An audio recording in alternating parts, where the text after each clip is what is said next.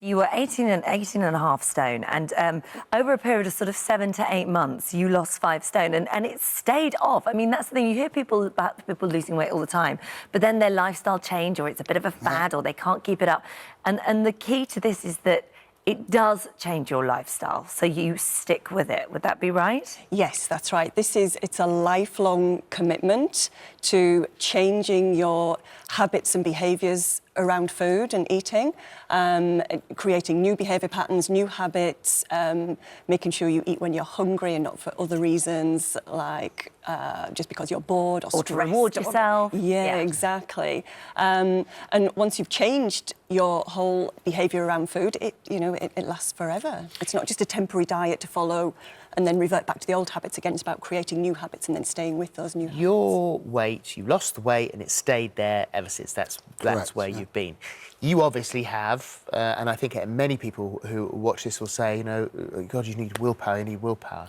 You have great willpower. You had great incentive because you're building a company on the back of this. If it works, this could be very lucrative.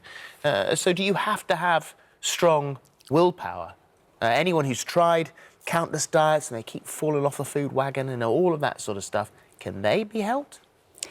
Yes, because this is a psychological approach that we do. We use a combination of cognitive behaviour therapy and hypnotherapy as well.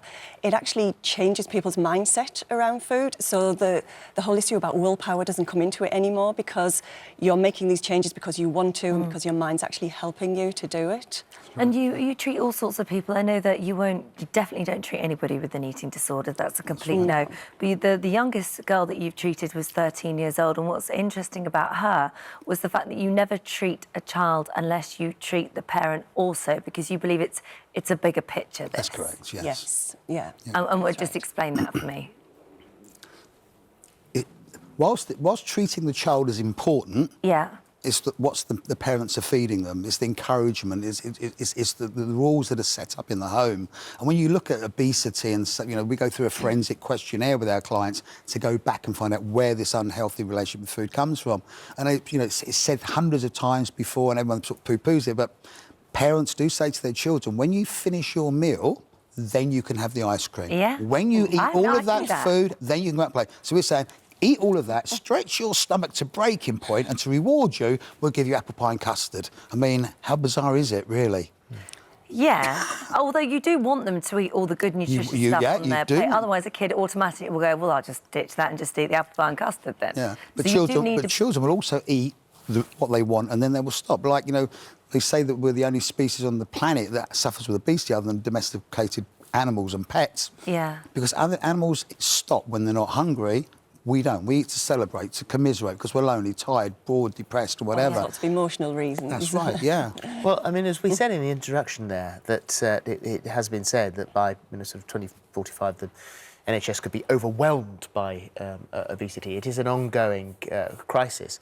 And certainly, I mean, I think it's about 1,500 quid that you charge for your therapy. That's right. Up to £9,000 for a gastric band, and of course that is surgical.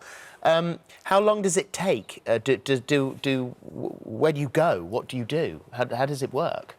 Our treatment can be taken over 3 days, or it can take 4 days, and it's very intensive. We spend a lot of hours with each client, so we can actually personalise the treatment as well. We start off going through a questionnaire that we've developed ourselves, asking them, finding out all their ins and outs about food, all their triggers and issues, and then we work with the answers that we've gleaned from each client to make the therapy as personal as possible. So it is like a one-on-one thing? Oh, exclusively. Yes. So there's only a certain amount of people you can take, because now we've got people going, oh my God, this is incredible. I would try anything if anything is worth a go, says Vicky. So if you've got that sort of a response, I suppose it's like the Speakmans. The Speakmans, there are thousands of people who want the Speakmans to work with them, but there's only 2 of them. They can only do so much. So I suppose the same is similar to you. The maximum we can see is 3 people per week, and they fly from the States, South Africa. The majority come from the UK, but it is one-on-one. Yeah. And when we think about what we actually do. Someone asked me downstairs about it, and I said, it's like, you know, when your computer's not right, you press the reset button. Yeah. And if you come to see us, Phillip, what do we do? After 16 hours, we press the reset button. What's your success rate? I mean, it can't work on everybody, No, this. of course not. No, obviously it's not 100% guaranteed. The person has actually got to want to make the changes in the first place. You can't force anybody to do anything they don't want to do.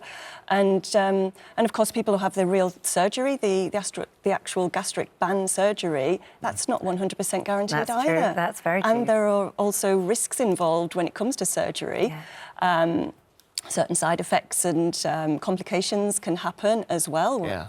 With Well, we've real always surgery, said whereas that ours is totally non-invasive. of the speakers, you should be able to get them or something like them on the NHS, you know, and look at how much money they'd actually save, and certainly with an imaginary gastric band, you know, if you look at the epidemic of type 2 diabetes, you know, sort of linked mostly to lifestyle, that sort of thing, you'd save the NHS billions. So you're going to have to clone yourselves. Yeah. We would love to work alongside the NHS and to train other people to do our therapy as well, and be included in the NHS, you know, with recommended treatment.